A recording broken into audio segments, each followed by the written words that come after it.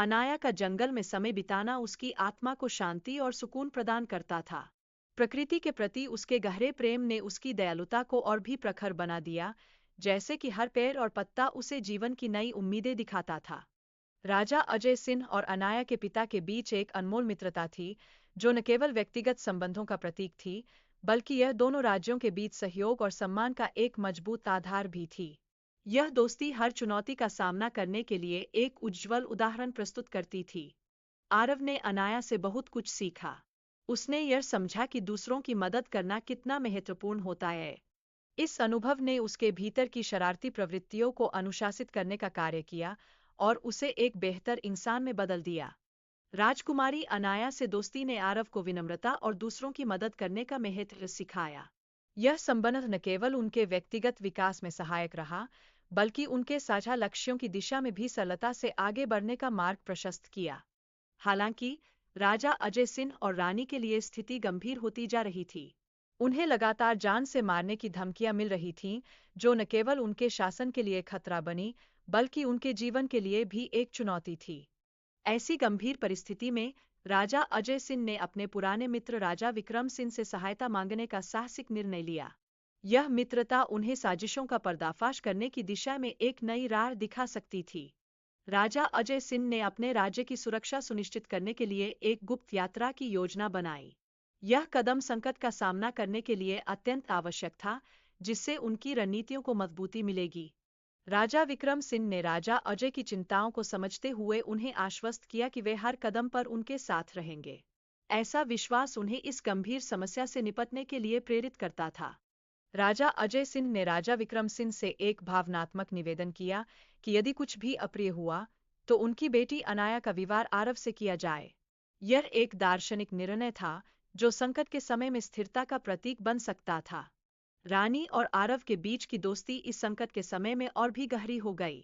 हालांकि उनके कंधों पर जिम्मेदारियों का बोझ भी बढ़ गया था, क्योंकि उन्हें अपने राज्य की सुरक्षा को प्राथमिकता देनी थी।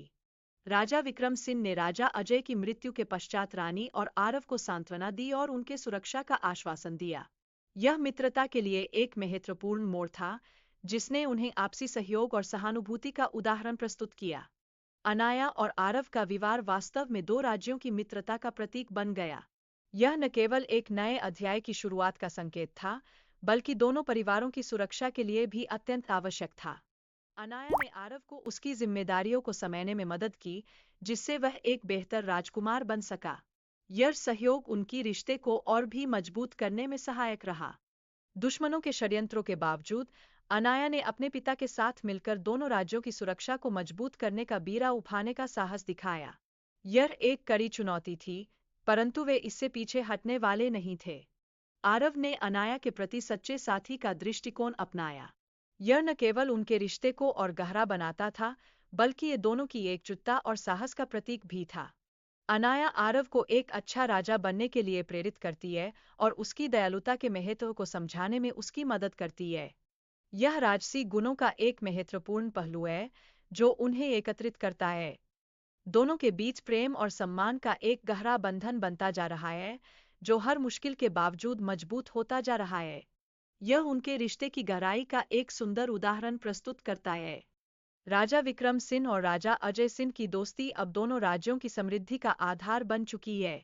यह राजनीतिक सहयोग का एक उत्कृष्ट उदाहरण है, जो अन्य राजाओं के लिए एक प्रेरणा बनता है।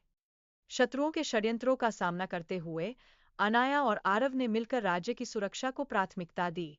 उन्होंने एक गुप्त योजना बनाई, जो उन्हें संभावित खतरों से बचा सकती थी। अनाया की बहादुरी और आरव के युद्ध कौशल ने एक कठिन संघर्ष में उन्हें विजय दिलाई। इससे न केवल राज्य में शांति बहाल हुई, बल्कि यह उनकी दोस्ती की मजबूत नींव बनाने का काम भी किया। समय के साथ अनाया और आरव ने मिलकर एक साझा प्रशासन स्थापित किया।